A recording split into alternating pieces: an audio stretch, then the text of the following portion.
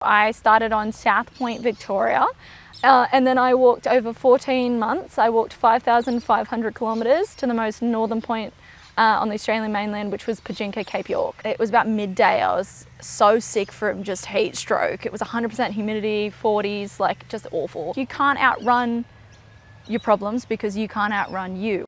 The Outer Side is proudly supported by Tie Gear. Head to www.tiegear.com to explore the wide range of high-quality camping essentials, including guy ropes, screw-in tent pegs, tie-downs, and heaps more. Tie Gear. Adventure secured. Dog and Gun Coffee. Check out www.dogandguncoffee.com to grab yourself some bloody good coffee ready for adventure. G'day and welcome to The Outer Side. I'm Tony, and in this episode I'm joined by Bailey Seamer from Wandering Minds Walk. Welcome to the show. Thanks for having me. It's good to be here. So, how would you describe yourself?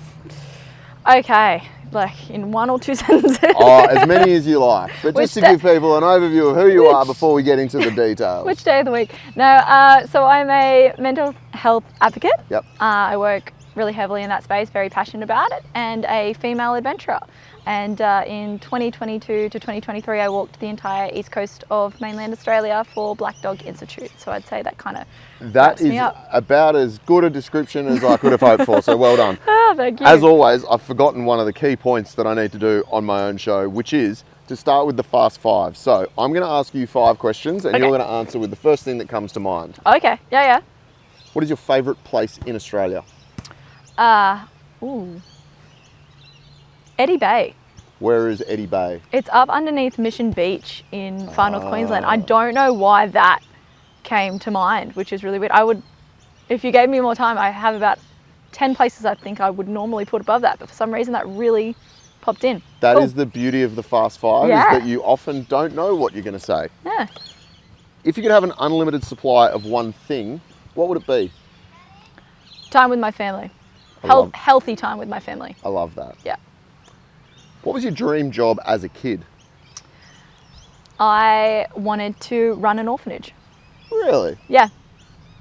For about the age of 12. Very admirable. Have you been involved in the orphanage game at any point? Nope. It was just something that I wanted even when I was a child, which is weird considering that I'm a baby that wanted to take care of babies, but... I like that. Again, very admirable. You get a free plane ticket to anywhere in the world. Where are you going to go? Ooh. I'm going to go into Ecuador and then head into the Amazon. Amazing. Yeah. Amazing. And a bit of a grim one. What would you eat for your last meal? Ooh. I would have an entire tray of gnocchi, but like different varying flavours of different gnocchi. Sauces. Yeah, on so the maybe gnocchi, about 6 variations of sauces on this like really big tray of gnocchi. Solid answers. All right. So I came across you on Instagram a little while ago, and it was because of the walk that you had done. So something that I think you'd be in a fairly exclusive club in terms of people who have walked the entire east coast of Australia. So tell me a bit about that. What was the motivation for it? It was actually something that happened from probably one of the most unlikely experiences I found myself in. So I actually, to understand the whole process, I probably have to take you on a little bit of a journey. Please. So I actually walked the East Coast, but it was inspired by my mental health journey. So I was diagnosed with major depressive disorder when I was about 14. And I was a really happy, healthy kid up until that point, but was just one of those classic genetic cases. This is going to sound like it's really deviating, but no, it all ties in. We have lots of mental health conversations on this show, so you definitely, I'd love to hear the whole story. The whole story. So, I was really lucky that I'd had 2 parents that had suffered from mental illness. That sounds so backwards, right? Yeah. But my dad used to play for the Knights in the 80s, and he had, I think it was like 18 concussions in one season and didn't get re-signed. Yeah. Fell into a really bad depression and experienced really bad mental health from that. And then was a copper for 16 years, so he experienced PTSD as well. My mom had postnatal with my sister, which is why I'm the favorite child. But basically, when I was this 14-year-old that just got really sick, they sort of saw the signs and the symptoms and went, "Oh, you know, this is more than teenage moodiness. Yeah. You know, our child is having thoughts of suicide and self-harm and not enjoying things that, you know, activities that normally would bring me joy. You know, I became really poor sleeping, so I had insomnia. So all of these little things, puzzle pieces came in, and my parents had the mental health literacy and life experience to go, "Ooh, we need to get our kids some help." So they got definitely lucky. Yeah, so lucky. So they got me into a psychologist and a psychiatrist, and I suffered pretty much my entire teen life, which was really sad. So I was about 11 months out of the year, I'd be like really catatonically depressed, like couldn't get out of bed, couldn't shower, sort of thing. And then even though I tried, you know, copious different therapies and medication and stuff, we just couldn't get on top of it. And I was a really good kid, like really wanted to be at school and excel, just struggled, you know, with this adult sort of mental illness. It's not like you get a watered down version just because you're a teenager. Get to choose the category. Exactly right. They just, you know, you just get the full front of the disease. And it wasn't until I actually went to university for the first time, I got early entry into nursing at Bathurst, and I had a really good time. And when I say really good time, I mean like all of a sudden I went from this really depressed adolescent to this super confident, super euphoric. Like I was getting HDs in all my subjects. I was getting about 3 or 4 hours sleep a night, playing rugby union. Like I've never played contact sport in my life. Partying like 5 or 6 nights a week, heavy drinking. But there was like a lot of risk-taking behaviors as well that were going on. So I probably looked from the external like this wild, you know, uni student, but things like excessive spending, speeding, casual sex, like recreational drug use, party drug use, all of these things that, you know, weren't normal for me and like my sort of moral compass. Anyway, kind of what, like, you know, Isaac Newton's law, you know, what goes up must come back down, fell into a really bad depression 6 months into this uni year. Anyway, I felt like such a failure. I got picked up by my mum and dad, packed up, had to quit uni, came back home, and I went and saw my psychiatrist, and I sat down on a couch and I was like, "Oh, you know, Gail, like I'm really sick again, but you know, let's not talk about that. I want to tell you about the last 6 months." Yeah, all the fun I've had. And the ironic thing is I was so proud of it. I was like, yeah, I finally lived. Like I get what everyone's talking about now, you know. And I can still remember her face going from this like, you know, warm, you know, happy Gail that I used to know to this like really concerned expression really quickly. And she said to me, she was like, "Bales, I don't know how to tell you this, honey, and I'm so sorry that I missed it, but I think you have bipolar disorder." And I was like, "Take it back." She was like, "What?" I was like, "You take it back." And she was like, "I don't understand." And I was like, "Well, you know, if you don't take it back, I walk out of this office a monster. Like I won't be myself. You know, I'll be this terrifying thing. If you do take it back, I just walk out as Bailey." And I had no concept of what bipolar disorder was. But you just didn't want the label, right? Right, the stereotypes. We've all seen Over the Cuckoo Nest and all that sort of stuff, right? I was like, "Oh, you know, I'm not crazy. I can't be bipolar." Just that ignorance of what it was. Well, and also the stigma, right? Like social stigma around these labels that people don't understand, right? Absolutely. It was this really scary unknown.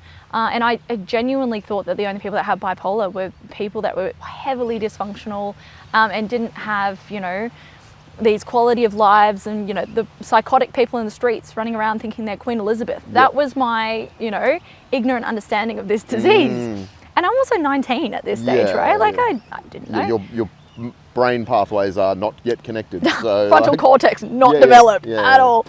And she said, "Okay, fine, I take it back." And I was like, "Great." And I walked out of her office in a bit of a huff. And 3 weeks later, I walked in and sat back down on a couch and I was like, "Okay, I'm ready to hear it. Just make me better." Like, I don't care, you know? And I wish that was like the hardest bit of that whole journey, but it was just the beginning. So bipolar disorder is a really complex mood condition, and it requires this really multifaceted approach to get well. Heaps of education and heaps of trial and error. Like I've been suffering for about a decade, you know, more, and I feel like I'm just starting to get a handle on it now. So quite a lengthy process, a lot of effort. Anyway, so it was about 2 months after this, and this is inclusive like of walking the East Coast, and I say this with sincerity.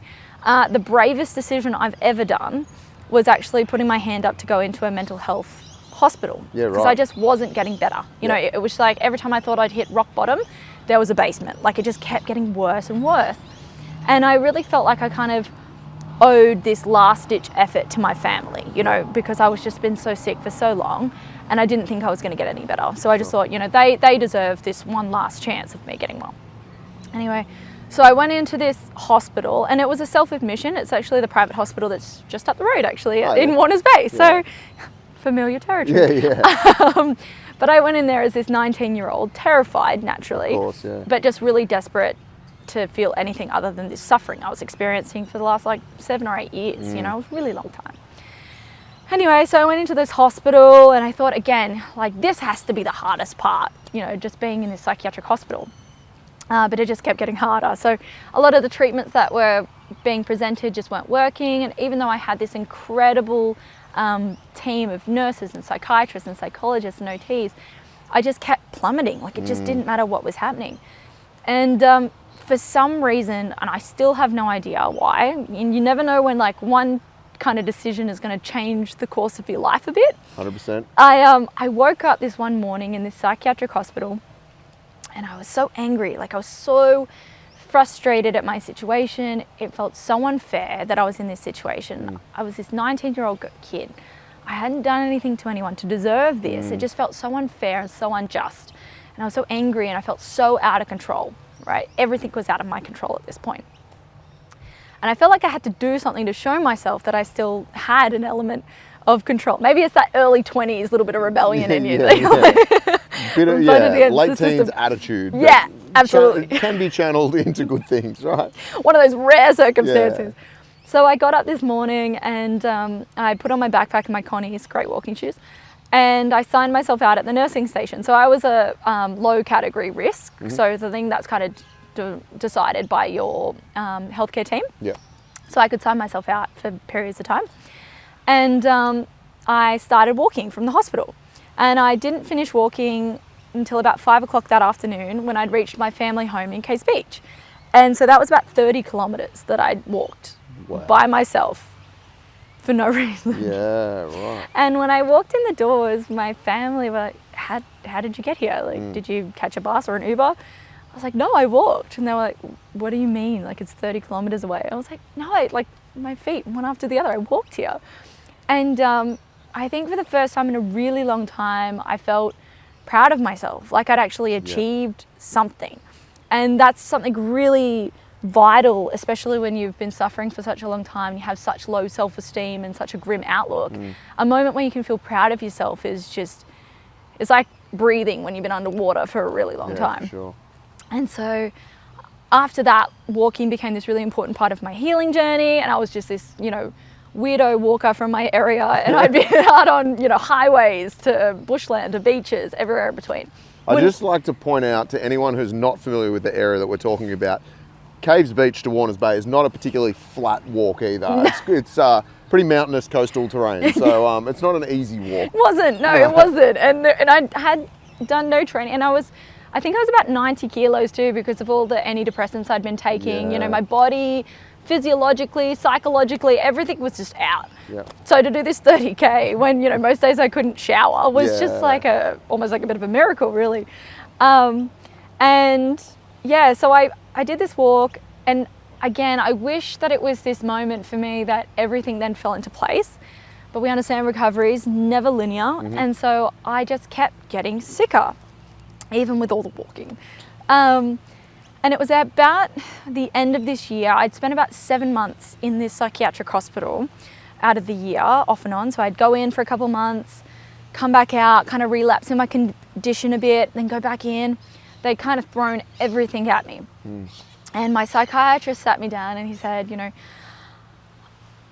we've tried pretty much everything. You know, you're kind of antidepressant resistant, you're a good kid, but we've really thrown everything that we kind of have at you, and you're either having reactions or it's making you worse, sort of. And he said, we have this one treatment, it's quite severe, and we kind of only offer it to special cases. And I was like, you think I'm special? He was you like, got to see the "Hey." positive side of anything, right? It was like not the angle I was going for, but yeah, sure. But he said, I want to run the idea of ECT by you. And if you don't know what ECT is, it's electric convulsive therapy. Yep. Not quite like the 1950s horror movies with the belt in the mouth. And, I was going to say, yeah, my perception of that is 100% from like old school horror movies. Yeah, so yeah, very dark. absolutely, super dark. So no longer the case. It's actually a really well-researched medical practice that they use, again, only in really severe cases. Yep. And what they do is they sort of administer a mild electrical current. The idea is that it sort of, in layman terms, ruffles the emotive center of the brain, hoping to kickstart it again. Yeah, right.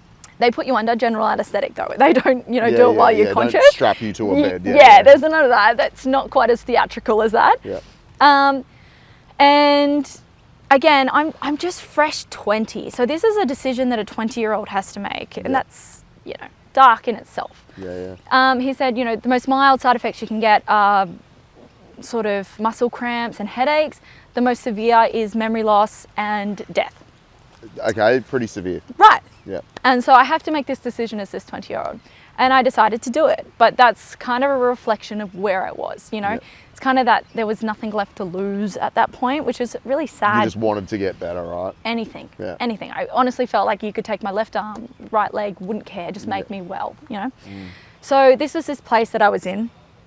And I did experience the memory loss side of things. I actually forgot that I kind of lost about a year's worth of memory around the treatment and a little bit before. So bad that I actually forgot that I dated somebody. That's not always, there's a few that I could probably do to forget as well, but... There's an argument in it, right? Yeah, There's like, if we could pick and choose people like that. Yeah. But, I kid you not, I had this person reach out to me and was like, hey, how you been? Long time no speak. And I was like, who is this? It's like, oh, such and such from uni. So and I went, complete blank. I thought they were pulling my leg. And then they sent me photos being like, this is us together. Like, he also thought I was joking. And I remember just messaging him back being like, wow, AI's got really good thing. Anyway, checked in with friends I had at the time that I did remember. Yeah. And they're like, no, that's such and such, Wow. Wild, isn't it? Yeah. So that was something that I did experience. Anyway, so I'm this 20-year-old. I've gone into this ECT surgical waiting room, and they put you in scrubs. So I think I had 3 sessions a week for about a month and a half. So I had about 25 rounds of it. Anyway, my first session though, I was terrified, terrified. Even though I'd agreed to do this treatment, I was so scared. And it was that cold fear, the one where you can't talk and you feel like you're going to throw up and you're crying. You have been told that you could die. So there's, it's a pretty valid. You feel like it's rational. Yeah. Support you in your emotions. Yeah. So I'm sitting in this waiting room, terrified. And we sort of went in before the rest of the hospital opened up because I was actually in the psychiatric hospital, which is connected. So they're 2 parts, same coin. Anyway, and I didn't realize, but there was also another young girl in there with me because I was just so caught up in my own space. And I kind of looked up and I saw this young girl, and she was from the hospital, obviously. I hadn't met her personally, but I'd seen her face. And I remember looking at her and going, she looks how I feel.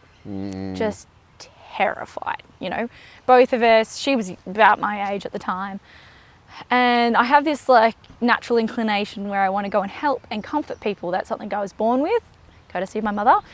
And hence the orphanage. Yeah, right. Yeah. Okay, it's all coming together. Yeah, and the pieces are falling into place. I don't think I've ever answered that in an interview before either. So good. Yeah. I like to think I bring out the weird in people. So you good. Really do. It's dangerous in this setting. Yeah, good.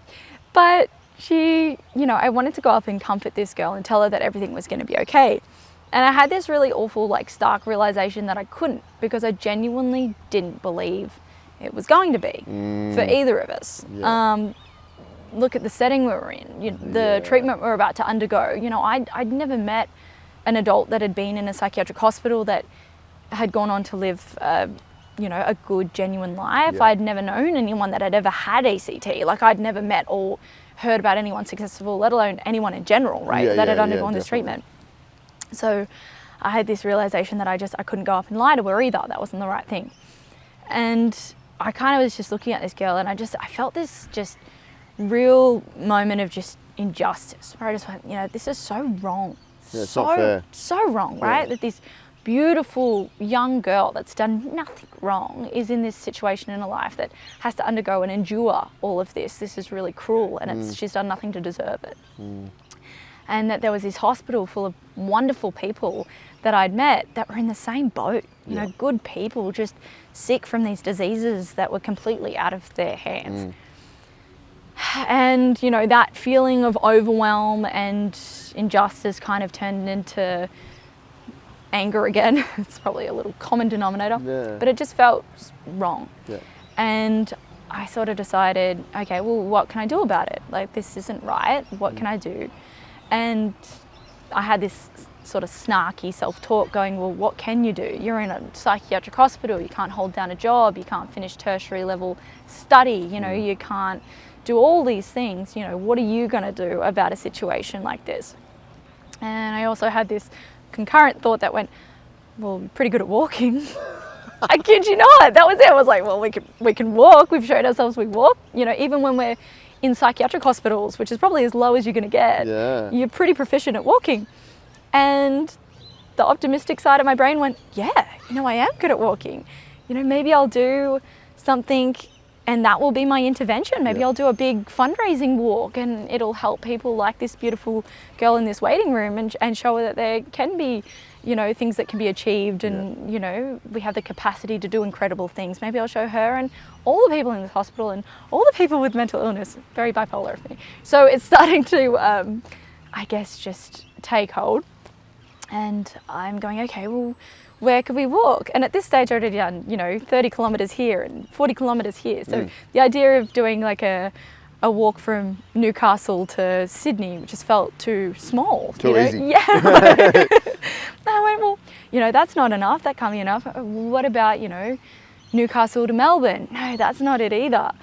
And I just went, well, what about the whole East Coast? And for some reason that just, and this is all happening in this waiting room, right? Yeah, wow. And I'm going, yeah, you know what? Yeah, and like the fear of doing something that size didn't even quite sink in because it was kind of like ECT, right? What's there to lose? I don't care if I live or die or get injured. Like, can't make anything any worse. Yeah. And I'm going to, you know, I might be a foregone conclusion, which is genuinely something I felt. Like I thought that there was no redeeming me. Yeah.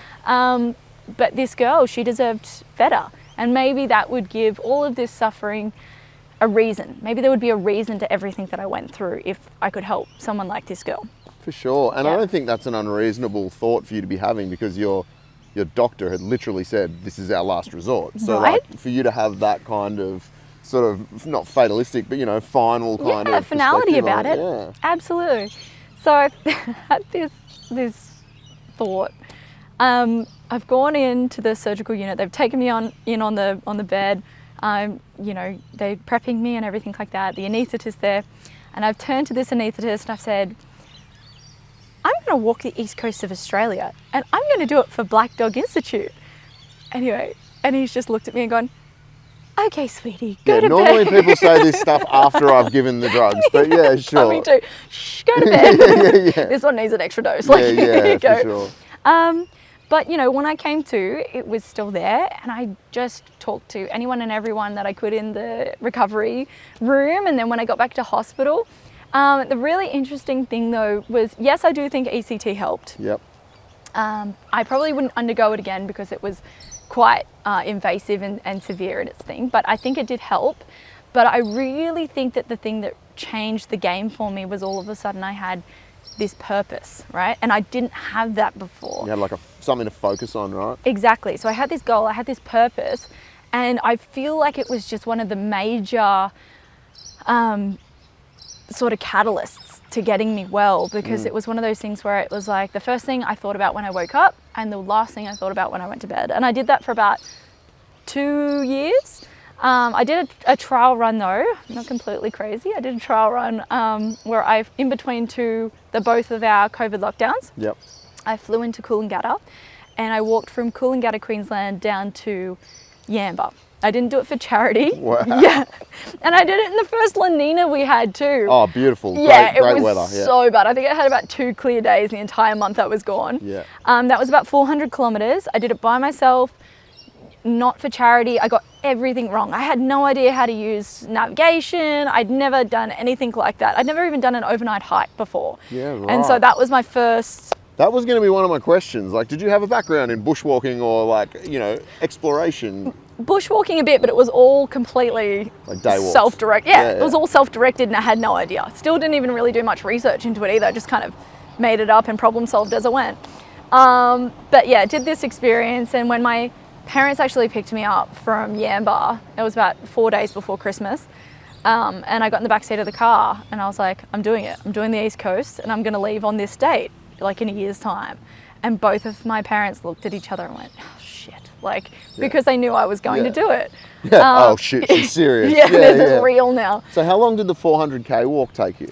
About 3.5 weeks. So yeah, it was. So that's like big kilometres every day. Yeah, to get that about done. 20 to 30. But I had this pack. I got upsailed so hard by Kathmandu when I went in there. They were like, you need all of this stuff. I needed none of the stuff. Yeah. And it was like 25, 26 kilos. It was agony. And I actually had my navigation, I'd printed out Google Maps. I had a plastic sleeve of my printed out Google Maps of where I was going to walk each day. It was delusional, but I did it. I just wanted to know if I could psychologically handle it. And yeah, so on the 18th of May 2022, I started on South Point, Victoria. I wore my boots for the first time on my first day. That's how prepared I was. That always works really well. It was so good. Yeah. Don't let anybody tell you differently. Yeah. And then I walked over 14 months. I walked 5,500 kilometres to the most northern point on the Australian mainland, which was Pajinka, Cape York. So that was 3 states and raised 100,000 for Black Dog. So well done. Thank you. How absolutely bloody impressive. So this morning, actually, I did a little calculation on my phone because I'm not real good at maths. And I was thinking, 5,500 Ks in 14 months. How many kilometres is that a day? Works out at pretty much bang on 30 Ks a day, right? It was kind of different, actually. So there was times when I was actually on the walk, because I was so underprepared, there were days that I would walk 5 kilometres because I would, for example, fall into a depression and I would be like just immobile pretty much. And then other days where I go, I need to get clean water or safety or something, and that is 60 kilometres away. I'm going to do 60 kilometres today. Okay. So it was really dependent on what I needed to get done and where. And I did a lot of public access stuff as well. So I'd stop in schools or community groups and, do this Forrest Gump style presentation.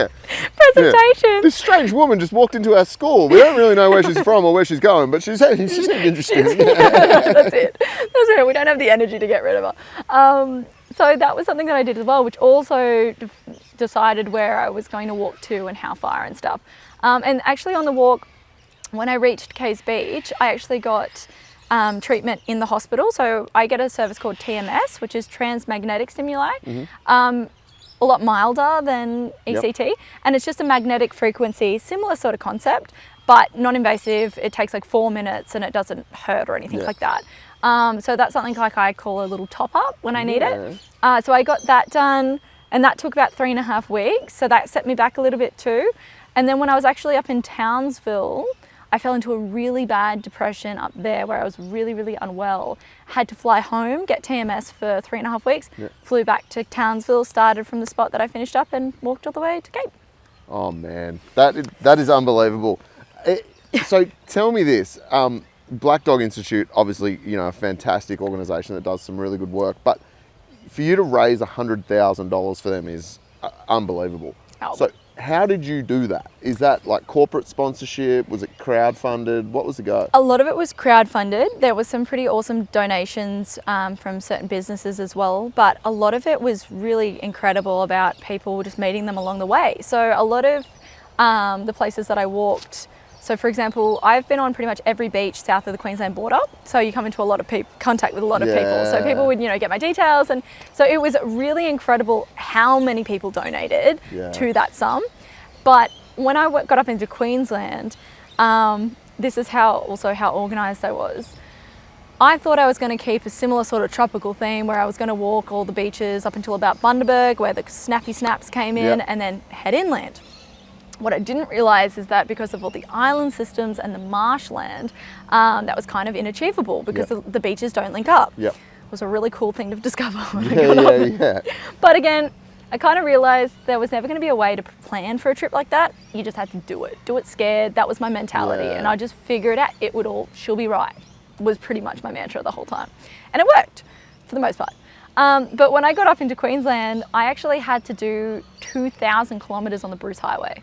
Oh, wow. Talk about, if I wasn't crazy before that, Yep. I was after. Yeah. And that was just because of resources and, it was a whole another kettle of fish. I actually had a friend come up for a couple months of it and provided some support through Central and Far North Queensland just because water and heat. Like I was up in Central Queensland during summer. There was one day where I was walking and it was about midday. I was so sick from just heat stroke. It was 100% humidity, 40s, like just awful. I stopped about midday because I thought I was going to die, and I was pulling melted tar off my boots. Like that's how hot it was. Proper hot, yeah. Awful. So even on that span, was meeting so many people that were driving through, there was such a huge, especially up in Cape, the full drive culture, everyone up there is just there to have a good time and meet people. So the fundraising really happened so organically, and just people that were just incredible and wanted to help in any way that they could. So did you have people like pulling over and like going, hey, do you want a lift? And then you had to explain what you were doing? All the time, like, are you okay? And I'm like, Yeah. that's a loaded question. No, I'm not. Yeah, I'm here on purpose, if Currently, that's what you're asking. Tomorrow, maybe not. Maybe that's exactly it. Ask me in an hour. All the time. And people that were so worried about my safety, being, a woman out in the middle of nowhere. And you were solo?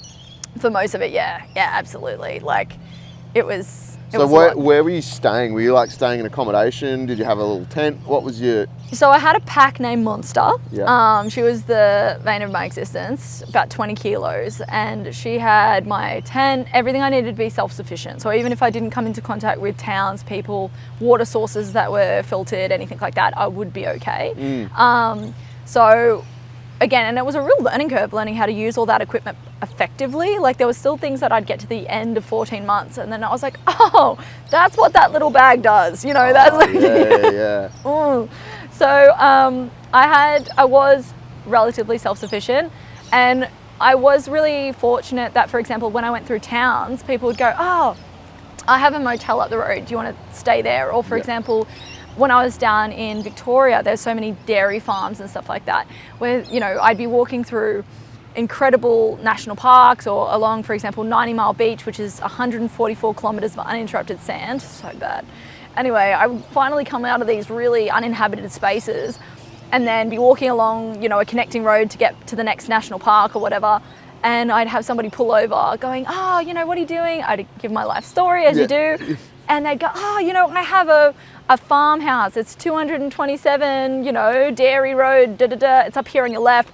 Pull in, we'll feed you, you can stay. Like, I've got my wife and my 5 kids, like sort of thing. Probably not great for safety considering all the serial killers, but I was like, yeah, sure. So I met so many incredible people like that, just like completely organically, where people would just go, stranger, come and let me take care of you and keep you alive, and then off you go. So did that have, I'm going to guess it probably did, but like, did that have a really positive impact on your overall like sense of the world though, doing that and meeting these people that were complete strangers and were opening their homes to you? Oh, absolutely. Like the sense of just restoring faith in humanity. Yeah. Because I think we live such tunnel vision lives where we, go from A to B, do what we need to do, and then repeat. Doing something like that where everything slows down. For example, my priorities in the day were, what are we going to eat? How are we going to get water? Where are we sleeping tonight? And, how do we stay safe in between all 3 of those? That was kind of it. So I went really back to basics.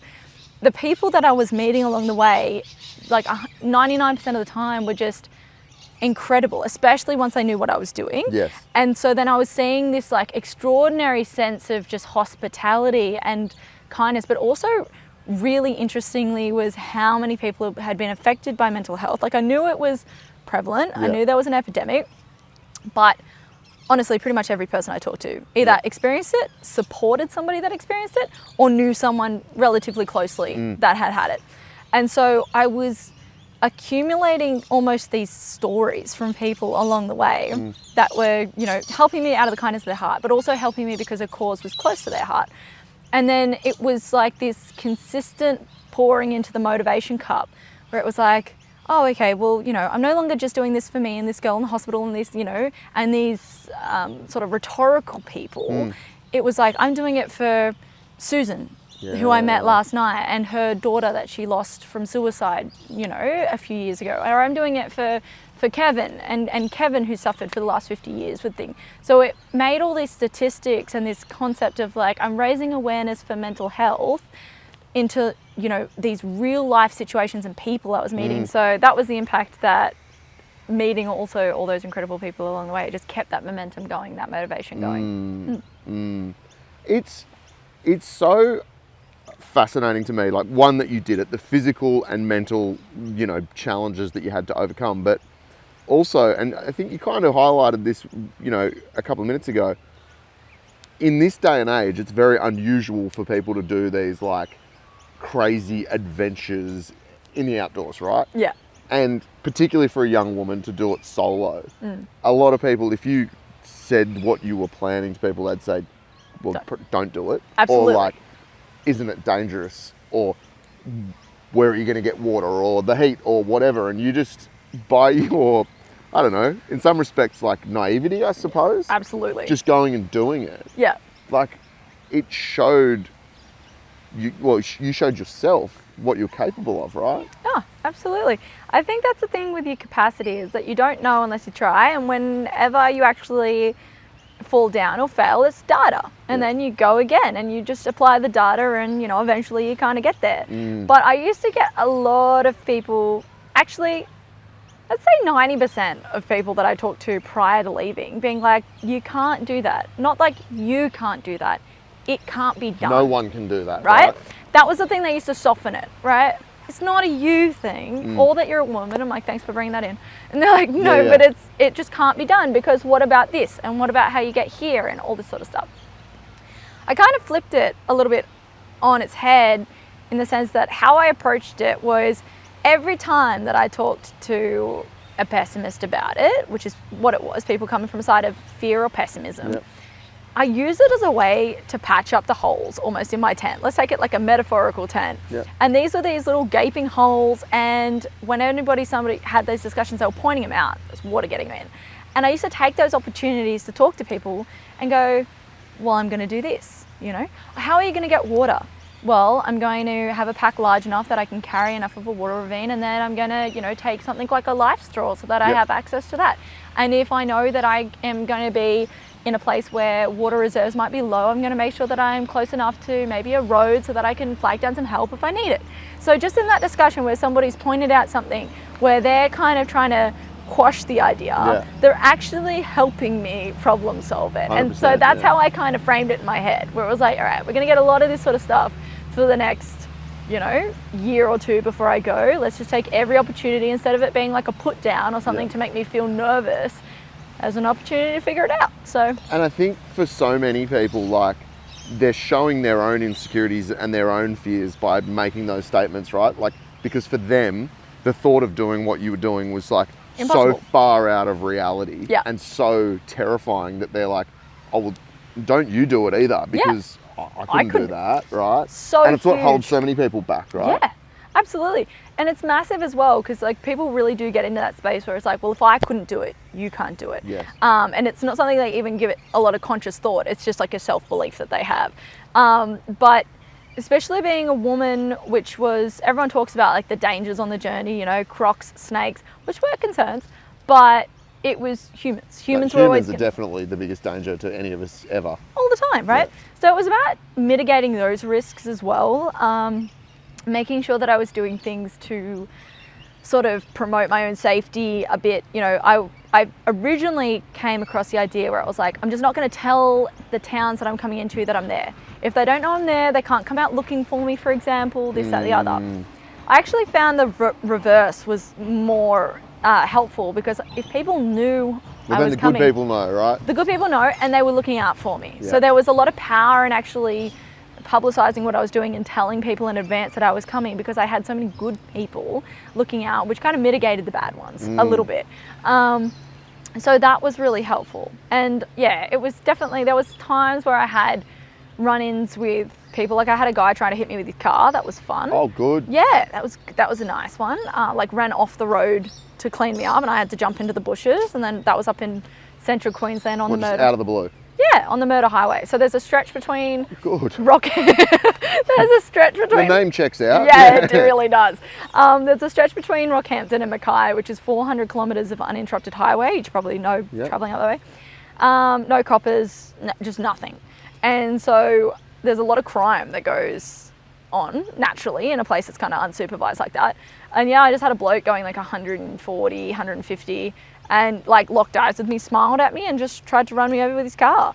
And when I tried to report it to the coppers, which there was no stations, and I had to put in this digital report, it just fell through the cracks because it happened so fast. I couldn't get number plates or anything like that. But I then had to walk another 4 months on that same road going, wonder if that guy's going to come back, you know, stuff like that. So wow. I also used to carry a big Bowie knife on my hip. Now, again, not that I promote violence, but I kind of had the mindset, and this actually came from my dad. Not that it's the right or the wrong thing, it's just how we both discussed it. It was about, you know, for most predators, they're going to find an easy prey. And if they don't think that you're going to be an easy prey, they're probably going to go and find an easier prey. Yeah, find the girl without the giant knife on her hip. Right? Yeah. So the whole thought process, it was like, you know, and I literally once said to a guy, because I had a guy pull over in his Ford Falcon, excellent, Murder Highway again. Is it actually called the Murder Highway, yeah, or is that just what it's known as? No, it's not actually called the Murder Highway. Right, yeah, right. I was going to say, like, that's heavy. No, it's a cute nickname. It's acquired over the years. I think in the 80s they had a problem with backpackers going missing in that area and stuff. Again, lots of unsolved ones up there, right? Yeah, heaps in Queensland, which is really unfortunate. But I had this guy pull over in his Ford Falcon, and he was like, where are you going, love? And you know, you can just get that intuition. Yeah. I was like, oh, ick. this is, got the ick. And I went, oh, you know, got this friend up ahead and I'm doing this for charity and, you know, I'm walking the East Coast, la, la, la. And he's going, where? And he's crawling along the highway. And I've said to him, like, you shouldn't stop. It's not safe. Cars come through. Yeah. And he's going, like, where are you staying tonight? And I was like, with my friend, you know, up in the next town, like, just around the corner. And he's going, your feet must be sore. Do you want me to give them a massage? Oh, and I've just turned around and I've just pulled, like, I didn't pull the full knife out, but I had the holster and the knife like this. And I was like, look, I can't guarantee this fight that I'll win it, mate, but I will be taking you down with me. Anyway, he was like, fair enough, and drove off. And then I radioed my friend. I was like, I think I need you to come back. So there was that sort of stuff that was kind of like such a 1%. And such an incredible 99% of just the best of people. But it's just acknowledging that risk. And I knew stuff like that was going to happen. It's the reality of it, you know. Yeah. I can't have the good without the bad. But yeah, for the most part, I was so lucky. And because I spent so much of it actually in national parks and in natural spaces, I really didn't have to worry about that sort of stuff. Because in most places, you can only get there on foot that I was in. So you didn't have like... Which cuts out so much of the, human population, right? Yeah. So, yeah.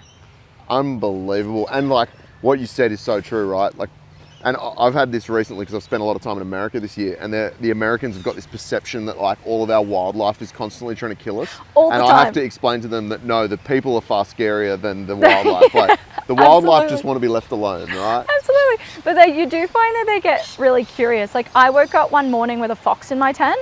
And it was because it was down in Victoria and it was like -1 in the nighttime. It was so cold. So cold. And because I used to carry a lot of dried meats and stuff, I would have just smelt like a really wonderful meats, you know, scented candle for this fox. And I woke up in the middle of the night and it was a full moon and in my sleep, I thought it was my cavoodle on the end of my feet going, and I was like, Olive, like get off.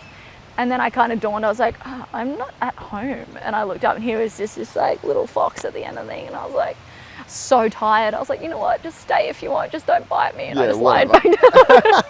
Kind of crawled its way back out. But yeah, I had a lot of those things. Like I've come face to face with wild cassowaries. I've had, you know, walked along river lines with crocs and snakes and all sorts of stuff. But you're so right. They're so docile. Like, They just want to be left alone, right? they absolutely do. And we have that in common. So it's just like, you just walk alongside, nobody gets in anybody's business, and you're so fine. How did you deal with your own thoughts? Because I know for me, like, I do a lot of driving by myself, which is completely different because I'm not walking 60 kilometers But or same whatever. concept, yeah. But sitting and, you know, after a couple of days or weeks of it, you don't always want to be listening to music or whatever. Sometimes you just sit there in silence and, like, your own thoughts can get away on you. So how did you manage that? Like, did you play games with yourself mentally, or what were you doing to... I listen to a manage it? lot of music, heaps of music, pretty much every day. And I used to have playlists to sort of encourage different moods as well, Yeah. especially if I needed to do certain things. Like if I had to climb a mountain, you know, I'd have certain playlists for that, or anything that was, if I had to cross a river or whatever, anything that was high risk or scary, I'd have certain music to balance it. But you can't escape your own thoughts. And one of the most interesting sort of developments along the way for me, like as far as my personal development, I think I was kind of naive and deluded into the sense that when I went on this walk, everything was kind of going to be better for some reason. You know, when you have a pipe dream and you're like, once I have the pipe dream, everything's going to be great. So I'm on this pipe dream, and I think that, you know, my bipolar is going to leave me alone because I'm doing something for charity. It's not how that works. Yeah, funny that. And that classic thing where it's like, you can't outrun your problems because you can't outrun you, and your problems and you are kind of connected. So I'm on this walk, and I'm, you know, about 500 kilometers into this, I've just crossed the Victorian border, and I'm sobbing because I'm still so heavy, and I'm still carrying all these things that were such burdens, even with all these adventures that I've been on in this thing. And I had this really interesting sort of like realization where it's like, you can't, like, you are the problem. Whether you are at home, whether you are on the border of Victoria, whether you're over in Europe, like, you are the problem and your problems are yours, and they're going to come with you everywhere. So we've got to start working on them, right? Because they're just going to come with us. And it sounds super simple and it sounds super straightforward, but to come to that realization, especially as like a young person, it was like, oh, you're right. So I spent a lot of time in my own head.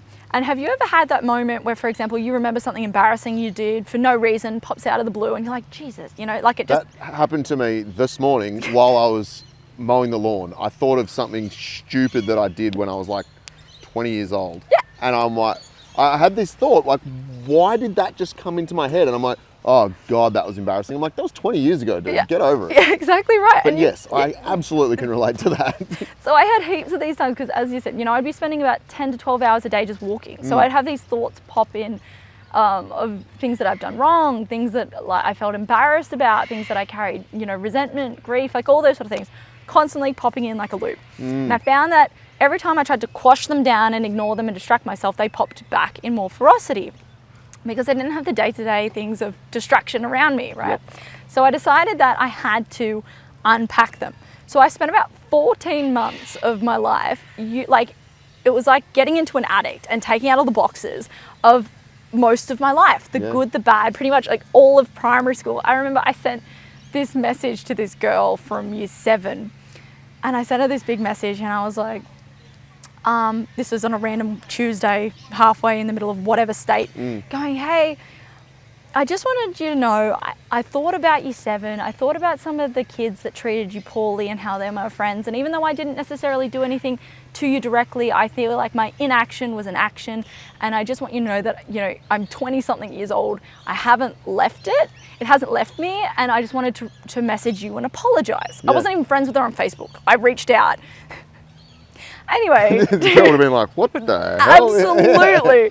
But I got this really nice message back from this girl, and she said, wow, you know, thank you so much. I haven't thought about this in years. You're right. It was a really hard time. I'd never really associated you with it, but you're right. You were like there. Yeah. And I really appreciate the fact that you care and that you've apologized. It's really nice, sort of thing. And she was like, a bit weird, but really nice that you've done this, right?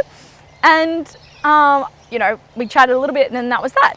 And all of a sudden, this thought that had over the past decade had popped in on occasion about it, because it wasn't just like it popped up on the walk, like it had been something like you're mowing the lawn that's probably popped up for you a couple of times over your life. Yeah. all of a sudden that thought for me hasn't popped up since because it's been resolved. So I had a lot of information, like a lot of time to think about the good and the bad, but to resolve a lot of stuff because I Proper closure, right? stopped fighting it, just thought about it and sat with it, which was weird, but really uncomfortable for such a long time. That's yeah, and you can't teach that, right? Like you've got that's something that you've got to go through as a process yourself. Absolutely, right? yeah, for like sure. You could tell someone like, oh, just you can just figure this out, and then you'll have closure on it. But you've got to come to that place conclusion yourself, right? Absolutely. It's like when you get told, 1,000 times by your parents to take a jacket to the footy because you're going to be cold. And you don't. Yeah. And you don't. Yeah. And then it's not until, for whatever reason, you're that cold in one of those footy games that you finally go, you know what? I'm going to bring a jacket next time. Yeah. But you have to come to that place. It's not about other people telling you. You have to come to that. I think that's just humans, right? Like we're not maturity. We're not that smart. No. We take time to figure things out. But For I mean, sure. that must have been such a healing process for you, as well as the physical and mental challenge. Oh yeah, yeah. It was pretty incredible, and it was also really nice as well to go, oh, there's not this magic like I'm all better now moment either. It's just like I feel like I'm a better person because I did it. I helped a lot of people. I still have a lot of elements of myself that I need to work on, like we all do. And it's not about going, oh, I'll be happy when. It's all about now like, oh, we can still want for things and work for things, but be happy with what we've got while we're doing it. So there's like a lot of that sort of stuff without sounding too like wanky and Gandhi. No, you're absolutely right. Like, I think as humans, we can fall into the trap of always searching for like, oh, well, if I just have that, then everything will be good. Or if I can just achieve this, then all my problems will go away. But it's like, no, that's the human condition, right? It's like nothing will ever be perfect. You've just got to appreciate what you've got. Absolutely. And I feel like as well, and that's something that the outdoors, I feel in general, once you spend a bit of time at it, you don't have to do something crazy like walk the East Coast. You can go something as simple as going camping or, being away from those creature comforts. And you enjoy your time when you're out camping, but how much do you appreciate your bed when you get home? And it's about that sort of perspective that you get. And I feel like the outdoors gives you both sides. Appreciation for creature comforts, but also appreciation for all the like great stuff that's outside of those creature comforts too. So yeah. Absolutely. When you got back after this 14 months, did you miss the walking? Not at all. No. You got it out of your system. By the time I finished, I was like, yep, I did that. And I'd been fantasizing about being at home for probably about 8 months into it. I was, really? because I was in such a fight or flight state. There was so many beautiful parts to it, but there was also like a lot of discomfort. It was hard, physically, mentally, day to day, just difficult. And so when I got home and I had my bed, a fridge, my dog, like there was those things that I'd really wanted for such a long time. I did have people warn me about not falling into the trap of, feeling really lost and empty when you finish, because apparently that's really common when people do big expeditions or when a big chapter closes, you can feel those things.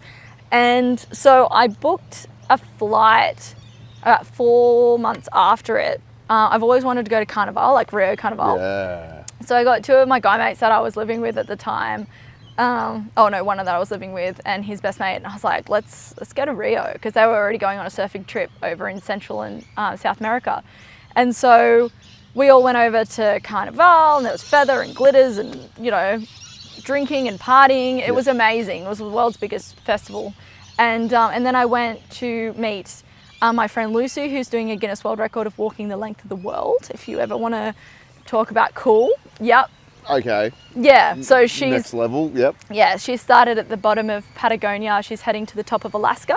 She's been walking for over 6 years, I think now. So she's done. Yeah. She's incredible. Be the first woman to do it. So Australian. Yeah, from Brisbane. Yeah. So wow. yeah. And so how did you get into contact with her? Because of what you did? Yeah. So we were both just like weirdo walkers, and then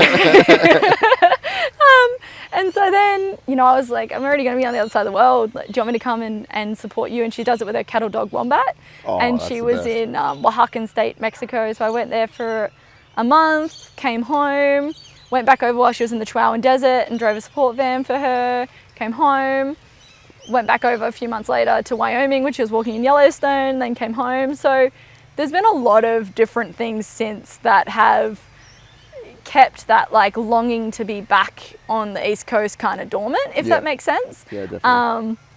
And as long as I'm sort of in the outdoors or doing adventurous things, I feel like that part of me is kind of satisfied, even if it's not necessarily like something as Not big quite and as mental. extreme. As, Yeah, pretty much, yeah. Yeah. So from someone that didn't really have any sort of great background in the outdoors or Absolutely not. camping or anything like that, that formed a love of the outdoors for you, right? Oh, massive, massive. And it's one of those things as well, like it's the kind of adventure side of it that I really liked, going to an unknown place, figuring it out when you're there, you know, that sort of thing. I always feel better in green and blue spaces, so around the water or around the, like, you know, bushland and stuff like that. That for me is a recharge, a reset. And it was even from those early days when I was doing those, you know, day walks, even if I didn't really know why it made me feel so good. But that's a massive thing that I very much encourage people to access. Like I do a lot of work, speaking and presenting with mental health orientated presentations and wellbeing stuff, and you know, and hiking and outdoorsy stuff. But it's a lot of it is rooted in getting outdoors, being a part of nature and how important that is. So yeah, it's definitely very important. Well, I'm 100% an advocate for that. That is the exact reason why this show exists and why we're sitting here. Yeah. Because for me, working in an office, the only thing I want to do when I finish work is to not be in a building anymore, right? Oh. And it's so healing for all of us to be close to water, to, you know, I don't know, there's a whole group of people that hug trees and like need dirt in their toes and all that sort of stuff. I don't know if I'm quite that committed to it, but yeah, I'm the same. Absolutely, being in the bush or like going to the beach or something, it's like it just makes you feel better, right? It does. And I think there's a lot of it as well with like mindfulness, where, because everyone goes, oh, mindfulness, you know, we've heard about that and yoga and all this sort of stuff. But as humans and as animals that we are, like that's our natural space. But there's so much that goes into being in the outdoors that isn't necessarily like, oh, and you know, I feel the sand between my feet and the sun on my face. Like that's all beautiful. But, you know, have you ever been climbing up the side of a really steep mountain going, oh my God, you know, I think I'm going to throw up, my thighs are burning? You're not worrying about when you have to pay your phone bill. No. You're not stressed about work or what thing, because you're so in the moment. Like I surf, for example, not super well, but when I'm out surfing, you cannot be concentrating. You physically cannot be concentrating on anything, good or bad, while you're out in the water surfing, because there is so many elements that you have to be conscious of and mindful of. You know, you're timing the waves, you're in the water, you're trying not to drown, you're doing all these different moments, you're getting to your feet, you're timing everything. There's no space for everything else. And I think that that's what we really need a lot of the time is a mental break. And being outside and in those natural environments, you have to be thinking about what's going on around you, because you don't have a choice, you know? So I think that that's a large part of it, why our brains need it, because it's like this break in a really healthy environment. It's a reset, hey? Of course, it's like a little circuit breaker for your brain to go, actually. Yeah. And also, I know for me personally, if I'm like really anxious about something or stressing about a particular element of my life, going into the bush for a couple of days, I have time to, even if I'm not thinking about it, I might come back and then it doesn't seem like as big a problem. Yeah, and it's absolutely. like, you might not have even thought about it, but it's just something has occurred. And, you know, I think there's definitely science behind it that I'm not aware of, but, you know, I know based on my gut that I feel better after being in natural spaces, so I'll just keep doing it, right? Oh, absolutely. And there's so many parts like in your basic wellness. So I think, for example, with mental health is that we take like a really reactive approach to it, right? We wait for crisis before we do anything. And a common association is like mental health and mental illness. For example, when I talk about physical health, you'd probably give me things like, oh, you know, we exercise, we drink water, we go to the doctors, stuff like that, you know, to keep our bloods in the right levels. When I say, you know, physical illness, you'll give me diseases like asthma and diabetes and cancer and stuff like that. But we know that they're segregated. Things like mental health, for example, though, it's so interrelated for a lot of people and how we actually view it. So, for example, there are things that we can do for our mental well-being, because we all have mental health. If you have a brain that functions, you have mental health. In the same way that if you have a body that functions, you have physical health. Now, because of that system, health is a baseline, you can become unwell, which is fine, and then requires a different sort of approach. So I really try and sort of stress to people that it's so important to take care of your mental health to avoid mental illness in the same way that you take care of your physical health to avoid physical illness. Sounds super straightforward. It's the best explanation I've ever heard. So No, good. honestly, it is. Because people overcomplicate this stuff, and that makes perfect logical sense to me. Absolutely. And so, for example, in the same way that we take care of our physical health, like even right now, I'll give you a couple to rattle off that people might take away from this if they're listening. Yeah, definitely. So something as simple as, okay, we drink water, right? Because we know that being dehydrated is bad for our physical health. Yes. But for our mental health, it's really important. So it maintains our cerebral perfusion, so the blood that's going into the brain through the blood-brain barrier. Makes sense that we Yes. need blood there for it to work properly. Yes. But also, if you're dehydrated, even a small amount, it actually promotes cortisol, so that stress hormone, right? Production, that's actually what it does as a physiological adaptation to that. So when you're feeling dehydrated, you're impacting your mental health as well, because you're actually creating cortisol, increasing cortisol. Super simple if somebody explains it to you, but So this is why hangovers are often paired with crippling anxiety. yes, Yeah. absolutely. Okay, right. Yeah. Well, I don't drink, so that's good. But, But you yeah. know, when I did, I absolutely would, Feel there'd be so rotten. many different things going on. I'm like, why do I feel so shit from drinking? But that would make perfect sense. Dehydration, right? So even, for example, when people talk about nutrition, how important that is for your body. But, serotonin, which is Yes. our happy chemical, we actually have 95% of our serotonin found in our GI tract, not in our brain. So, when you look at that as a thing as far as that gut-brain link, Yes. where we have more in our GI tract than we do in our brain, you can see how that connection between eating well is so important for your mental health. Sort of Absolutely. thing. So, I could go here all day about things like sunlight and sleep and recovery and exercise and stuff. But these things that we do for our physical health, a lot of it actually is intrinsically linked to our mental health, and are things that we can do on a daily, should do on a daily, to keep our brain as protected as we can from developing things like mental illness. I was a genetic case, there wasn't much I could do, but there's a lot of things that, for example, not taking care of your mental health can lead you to being really vulnerable to developing a mental illness. Stress is a huge one, for example. So, yeah, I think that if people approach it like that, a little bit more like, what are we doing for our physical health today? What are we doing for our mental health today? And then developing as well, a side note as well, is I think it's really important to develop coping strategies. Now, again, people think that, if I don't have anxiety or depression, then I probably shouldn't be doing things if I feel bad because it's not, a mental illness. But coping skills and coping strategies are a really important protective practice that you can have as well to minimize the extent that maybe those emotions or experiences can impact you. Yeah. So, for example, I think of it kind of like a first aid kit. So if you cut your finger right now, you clean it and you put a Band-Aid on it, right? Because you don't want an infection, you don't want to have to go to the doctors, to hospital, to miss time off work. So it's like a really practical, time-conscious practice that you can do that minimizes the risk of something getting really bad, right? So we can do things like that can, in a same sort of sense, like a brief and like immediate intervention that you can do if you start feeling, for example, anxious. So for an example, if I was feeling really anxious today, instead of me ignoring it, maybe letting it get worse, maybe doing things to make it worse, maybe waiting until I have a panic attack before I go, oh, actually I should do something.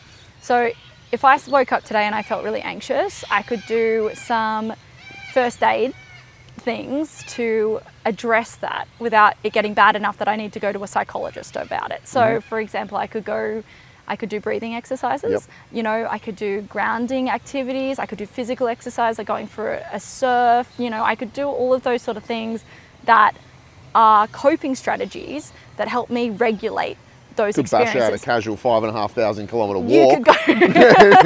I don't know, just throwing it out there. Absolutely. But so I just think that that's really important too. It's where it's going, okay, I'm doing these things to keep myself well. Oh, I'm noticing some things that maybe aren't my baseline or the first sort of symptoms that my mental well-being is declining, I'm going to apply them first. I'm going to do my first aid kit. Take the dog for a walk. Do something simple, hey? Exactly. And that didn't work. Okay, well, maybe now is my next step, which is going to see my GP or going to talk to a friend or whatever. But I think there's so many adults, especially, that don't have these skills and then, get really unwell because it's sort of just catapulted and hasn't been intervened, and it gets to crisis point and it takes so long to get back. Yeah. Once you're at crisis it's point. easier to avoid it than to try and solve it once you're there, right? Absolutely. So that's something that I'm really passionate about, is being like proactive, not reactive, if you can. No, that's so good. Thanks for sharing that. Now, just before we wrap up, you've got something else in the works. Yes, I do. I will be walking the entire west coast of Australia. After I talked about me not missing the east coast. Yeah. July next year, I'll be heading off. I'll be starting at the top of the Kimberley and walking to the bottom of Albany.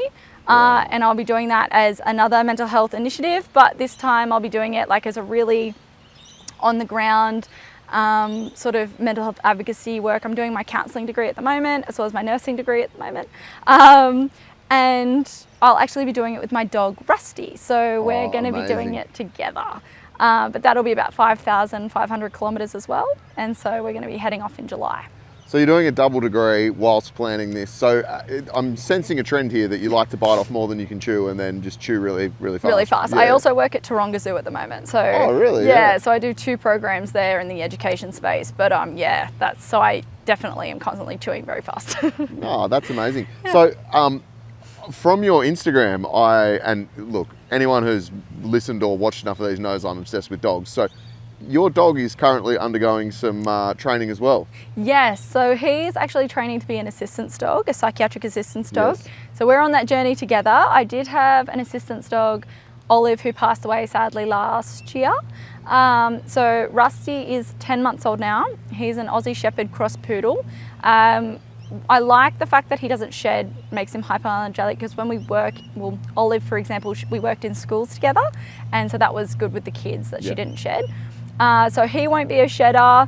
He's probably got another year, and we're undergoing intensive assistance dog training, and we're doing it with an accredited trainer at the moment. We're working for our public access test. Will that help him be on the journey with you then? Yes. In terms of access? Because that's the one thing I sort of went, hang on a minute, how are you going to manage that with national parks and all that sort of stuff? So under the Disability Discrimination Act, because he's registered to me, he can legally go anywhere in public that I can go. Obviously, I'm one of those people that I take like being a responsible dog owner very seriously, and I consider that obviously in national parks there's so much of the ecosystem and genetic diversity in there that you have to protect and maintain, and having a domestic dog in that space has to be managed appropriately to obviously not to minimise the impact on those ecosystems. So, but yes, he'll be able to go everywhere with me with his little vest on and his little licence that says that he can. That is the best. And hopefully he'll be registered enough so that he can fly with me by the time that I get up there. So we'll be able to fly into Columbaroo together and walk. Wow, that is going to be phenomenal. Yes. If you want to join, I'm opening it up to people to join for some of it as well. So while I have Can I do it in a car? Yeah, absolutely. I'll drive a support vehicle. Why don't you take like an ATV or something? Yeah, yeah. Well, look, we definitely should talk more about that. That sounds fascinating.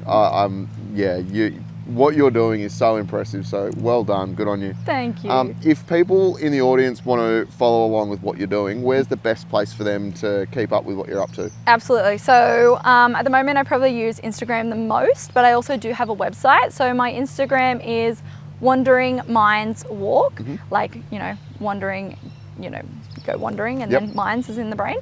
And my website is just Bailey Seema. So all the information will be up there as well. And I do presentations as well. I do corporate keynote speaking, which is a different sector, but I also do presentations in schools pro bono. So if anybody would like to organise a talk for their kids' high school or primary school, that's something I'm just passionate about giving back, so happy to do that. Oh, perfect, mate. Good on you. I'll put links in the description of the video and on Spotify anyway. But Bailey, it's been awesome to sit down and chat with you. I really, really appreciate your time. Oh, thank you so much. It's been great.